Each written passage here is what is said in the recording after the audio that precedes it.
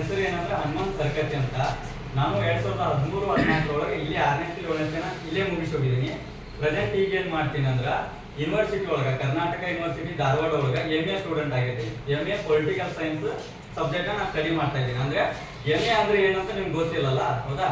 ಅದ್ರ ಬಗ್ಗೆ ನಾನು ಕಂಪ್ಲೀಟ್ ಆಗಿ ಮುಂದೆ ಏನೇನು ಇರುತ್ತೆ ಅಂತ ಹೇಳ್ತಾ ಹೋಗ್ತೀನಿ. ಇವಾಗ ಒಂದು ಅರ್ಧ ಗಂಟೆ ನಿಮ್ ಜೊತೆ ಮಾತಾಡ್ತಾ ಹೋಗ್ತೀನಲ್ಲ, ಮುಂದೆ ಎಜುಕೇಶನ್ ಏನೇನಿರುತ್ತೆ, ನಾವು ಏನೇನ್ ಮಾಡ್ಬೇಕು ಅಂದ್ರೆ ಇವಾಗ ಸದ್ಯಕ್ಕೆ ನಾವು ಪ್ರೆಸೆಂಟ್ ಸಿಚುವೇಶನ್ ಒಳಗೆ ನಾವು 6ನೇ 7ನೇ ಇದ್ದೀವಲ್ಲ, 6ನೇ 7ನೇ ಮುಗಿದ ಮುಂದೆ ಏನ್ ಮಾಡ್ಬೇಕು, 9th to 10th ಆಗಿಂದ ಏನ್ ಮಾಡ್ಬೇಕು, PUC ಗೆ ಏನ್ ಮಾಡ್ಬೇಕು, ಡಿಗ್ರಿ ಆಗಿಂದ ಏನ್ ಮಾಡ್ಬೇಕು ಅಂತ ಯಾರಿಗೂ ಗೊತ್ತಿಲ್ಲ ನಿಮ್ಗೆ, ಹೌದಾ?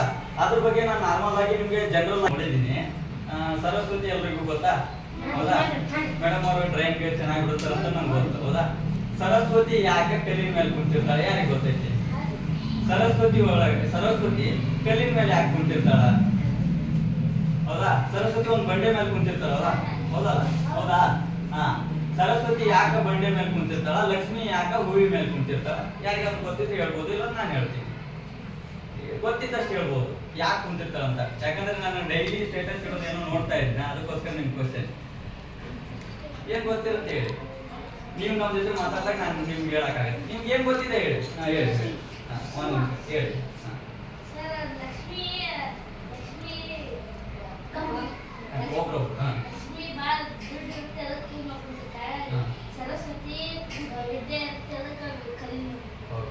ಮತ್ತೆ ಯಾರಿಗೆ ಗೊತ್ತಿದೆ?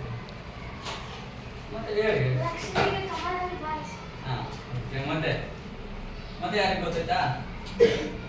ಗೊತ್ತಿಲ್ವಾ? ನಾ ಹೇಳ.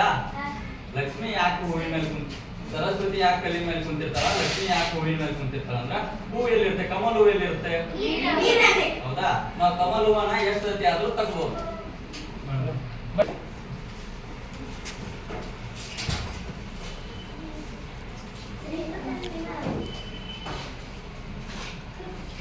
ನಾವು ಕಮಲ್ ಹೂವನ್ನ ಎಷ್ಟು ಬೇಕಾದ್ರೂ ಸರಿ ತಗೊಂಡ್ಬರ್ಬೋದು, ಹೌದಾ? ಕಮಲ್ ಹೂವ ತಂದಾಗ ಏನಾಗುತ್ತೆ, ಒಂದ್ಸರಿ ತರ್ತೀರಿ, ಒಂದಿನ ಇರುತ್ತೆ, 2 ದಿನ ಇರುತ್ತೆ, ಬಾಯಿ ಹೋಗುತ್ತೆ, ಹೌದಾ? ಹೌದಲ್ಲ? ನಾವು ಲಕ್ಷ್ಮಿನ ಯಾರಿಗೆ ಹೋಲಿಸ್ತೀವಿ? ದುಡ್ಡಿಗೆ ಹೋಲಿಸ್ತೀವಿ. ಅಂದ್ರೆ ನಮ್ ದುಡ್ಡು ನಮ್ಮ ಹತ್ರ 2 ಸಾರಿ ಬಂದ್ರು ಕೂಡ ಇವತ್ತು ನಮ್ಮ ಹತ್ರ ಇರುತ್ತೆ, ನಾಳೆ ಬೇರೆ ಹತ್ರ ಹೋಗುತ್ತೆ. ಅಂದ್ರೆ ದುಡ್ಡು ಯಾವತ್ತಿಗೂ ಶಾಶ್ವತ ಅಲ್ಲ ಅಂತ ಅರ್ಥ, ಹೌದಾ? ಅದಕ್ಕೋಸ್ಕರ ಲಕ್ಷ್ಮಿ ಹೂವಿನ ಮೇಲೆ ಇರ್ತಾರೆ, ಕಮಲ್ ಹೂವಿನ ಮೇಲೆ ಇರ್ತಾರೆ. ಆದ್ರೆ ಸರಸ್ವತಿ ಯಾಕೆ ಬಂಡೆಗಳ ಮೇಲೆ ಇರ್ತಾರೆ ಅಂದ್ರೆ, ಬಂಡೆಗಳು ಎಷ್ಟು ಗಟ್ಟಿ ಇರುತ್ತೆ? ಜಾಸ್ತಿ ಗಟ್ಟಿ ಇರ್ತಾವಲ್ಲ. ಬಂಡೆಗಲ್ಲ ಎಷ್ಟು ಗಟ್ಟಿ ಇರುತ್ತಲ್ಲ, ಒಂದ್ಸರಿ ನಮ್ಗೆ ಏನಾದ್ರು ವಿದ್ಯೆ ಹತ್ತು ಅಂದ್ರೆ, ನಾವೇನಾದ್ರೂ ಒಂದು ವಿಷಯನ ತಿಳ್ಕೊಂಡ್ವಿ ಅಂದ್ರೆ ಅದು ಯಾವಾಗ್ಲೂ ಹೋಗಲ್ಲ. ನಾನು 6ನೇ 7ನೇ ಇದ್ದಾಗ ಇಲ್ಲಿ ಏನ್ ಕಲ್ತಿದ್ದೀನಲ್ಲ, ಅದು ಇನ್ನಾದ್ರೂ ನಂಗೆ ಹೋಗಲ್ಲ. ಯಾಕಂದ್ರೆ ನಾವು ಮೊದಲಿಗೆ ಕಲ್ತ್ಬಿಟ್ಟಿರ್ತೀವಿ. ಆ ರೀತಿ ಬಂಡೆಗಳು ಯಾವ ರೀತಿ ಗಟ್ಟಿ ಇರುತ್ತೆ, ಆ ರೀತಿ ಒಂದ್ಸತಿ ನಮ್ಗೆ ಸರಸ್ವತಿ ಒಲದು ಅಂದ್ರೆ ಆ ರೀತಿ ನಮ್ಮ ಜ್ಞಾನ ಗಟ್ಟಿಯಾಗಿ ಉಳಿತೈತಿ. ಅದಕ್ಕೋಸ್ಕರ ಸರಸ್ವತಿ ಯಾವಾಗ್ಲೂ ಬಂಡೆಗಳ ಮೇಲೆ ಇರ್ತಾರೆ, ಲಕ್ಷ್ಮಿ ಯಾವಾಗ್ಲೂ ಹೂವಿನ ಮೇಲೆ ಕುಂತಿರ್ತಾರೆ. ಅರ್ಥ ಆಯ್ತಾ?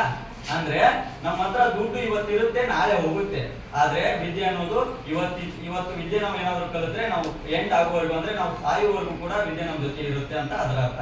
ಅರ್ಥ ಆಯ್ತಾ? ಅದಕ್ಕೋಸ್ಕರ ನೋಡಿ, ಈಗ 6ನೇ 7ನೇ ಮುಗಿದಿದ್ರೆ ಎಷ್ಟು ಜನಕ್ಕೆ ಜಾಬ್ ಹೋಗ್ಬೇಕಂತ ಆಯ್ತು, ಹೌದಾ? ಎಲ್ರು ಜಾಬ್ ಹೋಗ್ಬೇಕಂತ ಆಯ್ತು. ಯಾವ್ಯಾವ ಜಾಬ್ ಮಾಡ್ಬೇಕಂತ ಯಾರಾದ್ರೂ ಹೇಳ್ಬೋದು? 1-4 ಜನ ನಿಮ್ಗೆ ಯಾವ ಜಾಬ್ ಇದೆ? ಡಾಕ್ಟರ್. ಓಕೆ ಓಕೆ, ಮತ್ತೆ ಓಕೆ, ಮತ್ತೆ ಓಕೆ, ಮತ್ತೆ ಈಗ ನಮ್ಮ ಹುಡುಗರು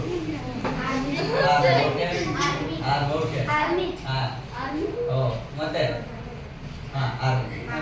ಓಕೆ ಓಕೆ, ಹೌದಾ? ಕೆಲವೊಂದ್ ಜನ ಡಾಕ್ಟರ್ ಆಗ್ತಾರೆ, ಕೆಲವೊಂದ್ ಜನ ಆರ್ಮಿ